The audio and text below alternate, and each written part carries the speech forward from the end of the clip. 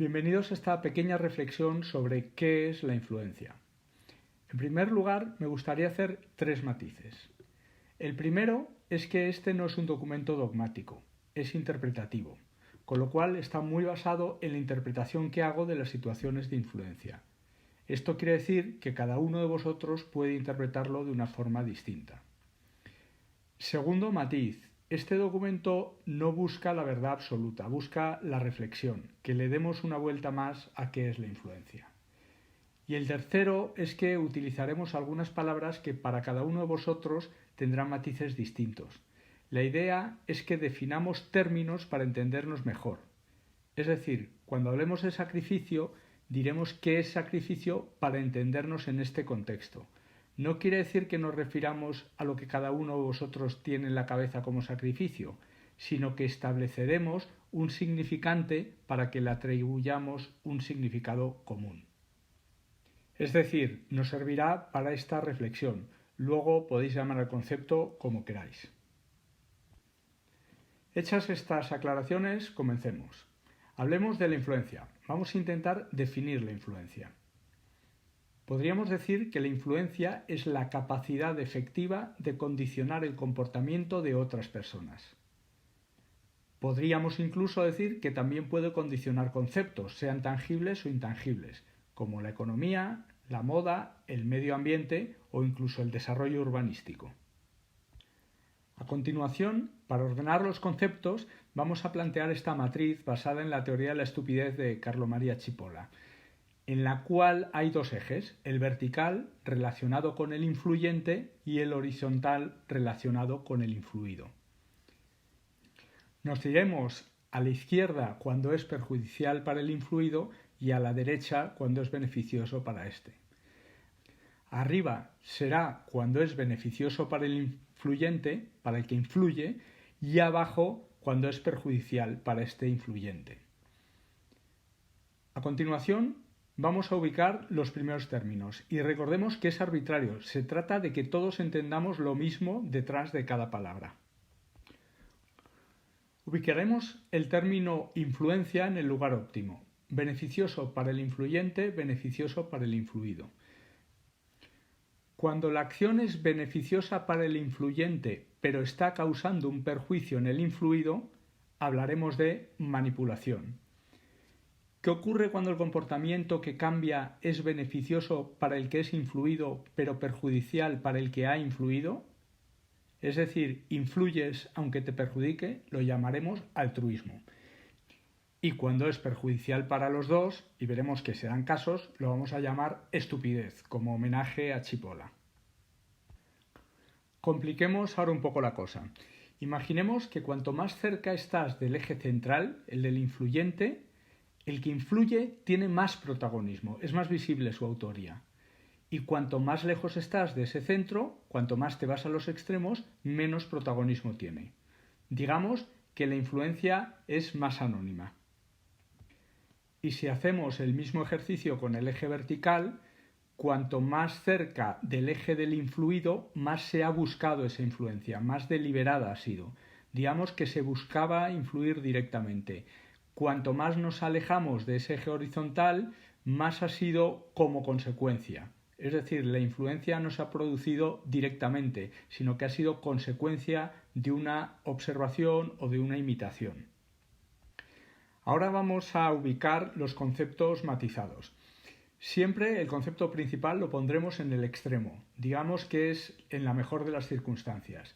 Aquí la influencia se ha producido como consecuencia y no buscaba el protagonismo. Digamos que es una influencia sana, una influencia orgánica. En el cuadrante opuesto estamos buscando la influencia. Es una influencia deliberada y además reclamamos un protagonismo en ello. Lo vamos a llamar liderazgo directo, con un subconcepto que es el de la prescripción. Es decir, nosotros le decimos a la gente lo que pensamos que debería hacer para redundar en beneficio de todos. Cuando esa influencia es igualmente intencionada pero no busca el protagonismo, lo llamaremos liderazgo informal, que es ese liderazgo que está intentando condicionar el comportamiento de las personas pero no reclamando un reconocimiento, sino por el mero hecho de que sea beneficioso para todos. Y en el cuadrante opuesto es el más complicado. Es aquel en el que la influencia se produce como consecuencia, no es buscada directamente, pero sí que queda reflejado quién ha sido el autor.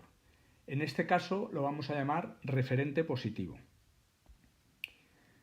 De esta forma podríamos rellenar todos los cuadrantes. Repito que los términos son arbitrarios, son seleccionados. Hay veces que podrías ubicar sacrificio en muchas otras áreas o imprudencia podrías considerarla en otras, pero hemos definido cada uno de ellos en base a su sentido dentro del cuadro. En el documento tendréis una descripción de cada uno de ellos y podremos discutirlo. Podemos compartir impresiones y hacerlo evolucionar. Pero casi nos aclararemos mejor ejemplificando, ¿no?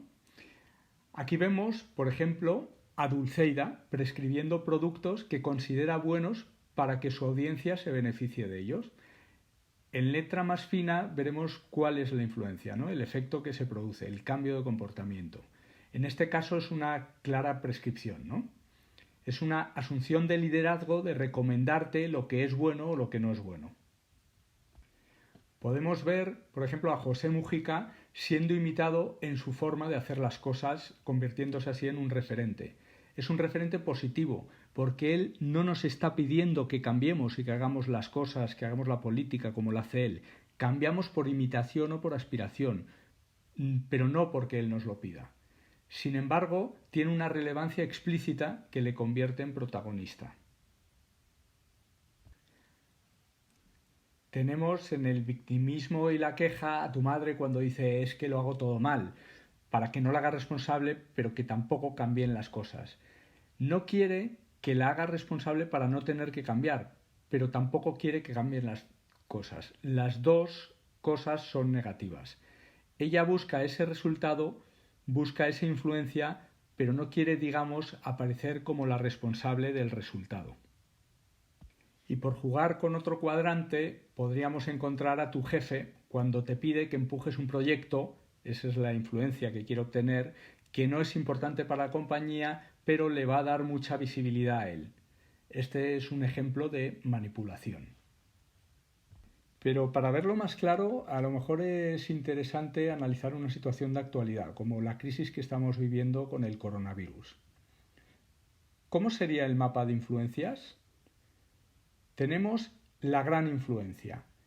La gran influencia en términos positivos es una consecuencia y que no busca un gran protagonismo, que es la de la gente respetando las normas y ayudándose entre sí y contagiándonos todos esa actitud. La gran influencia, que va en tipo más fina, es el contagio de la actitud y es una influencia que beneficia a todos. A continuación podríamos hablar de Rafa Nadal, pidiendo que la gente se quede en casa. El resultado, la influencia, es la misma. Lo que pasa es que aquí hay una prescripción. Hay alguien que asume el protagonismo y busca intencionalmente provocar un efecto. Entramos ahora en el cuadrante del altruismo. Tenemos a esas personas que dejan notas de ayuda en los portales generando solidaridad viral. La influencia es esa solidaridad viral que se genera por una gente que hace un esfuerzo. Pongamos que interpretemos que ese esfuerzo es una forma de perjuicio, pero lo hacen de forma anónima. Están buscando cambiar las cosas, pero lo hacen no buscando un protagonismo personal. Somos fulanito y fulanita García y somos la leche, sino que lo hacen sin personalismos. Somos los del tercero C. Incorporamos ahora a Roommate, levantando la mano para ayudar sin aspavientos, ofreciendo sus hoteles para que se utilicen como clínicas y provocando así un efecto cascada en otras cadenas hoteleras y cientos de empresas de otros sectores buscando contribuir. Entendamos como perjuicio el coste que tiene para ellos acondicionar sus hoteles y cederlos a cambio de un beneficio para los influidos que somos nosotros, la sociedad. Vemos que la influencia es buscada y asume un determinado protagonismo. Lo llamaremos inspiración. Podría interpretarse de otro modo, entendiendo que Quique Sarasola no hubiese buscado arrastrar a nadie más en esto. Entonces lo moveríamos a otro cuadrante, el de la heroicidad. pero en este caso, como decía antes, hacemos interpretaciones de la intencionalidad de las acciones de los influyentes. Aquí tendríamos a los trabajadores del sistema sanitario que arriesgan sus vidas por nosotros y ese sería su perjuicio.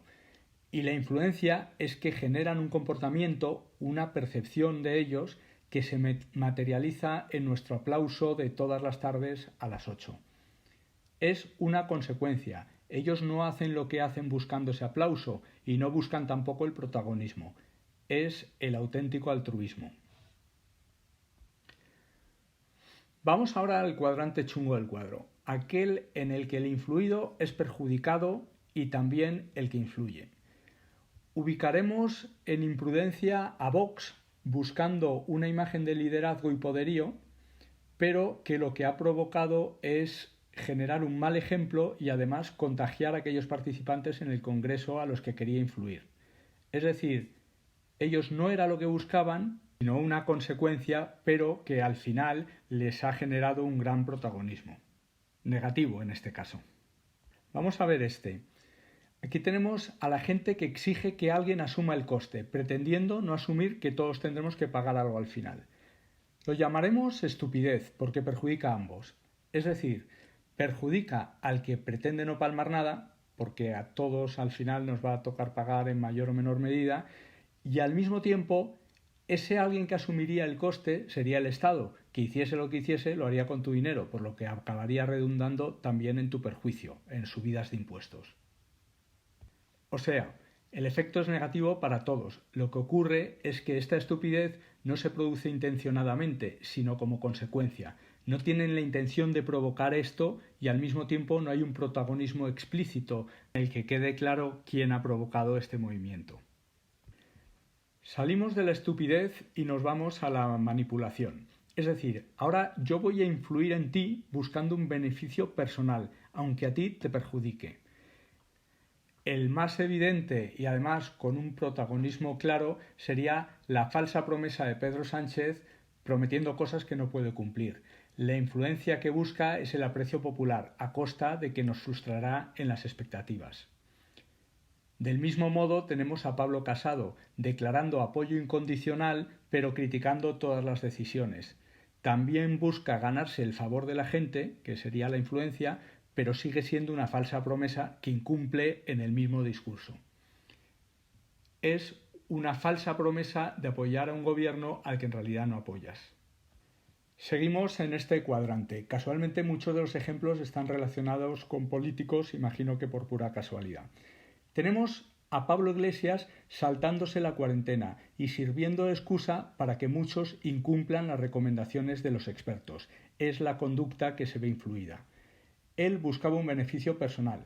Quería estar en un consejo de ministros para tomar unas decisiones y aparecer como relevante dentro de toda esta crisis. Y a cambio no tenía problema en dar un mal ejemplo.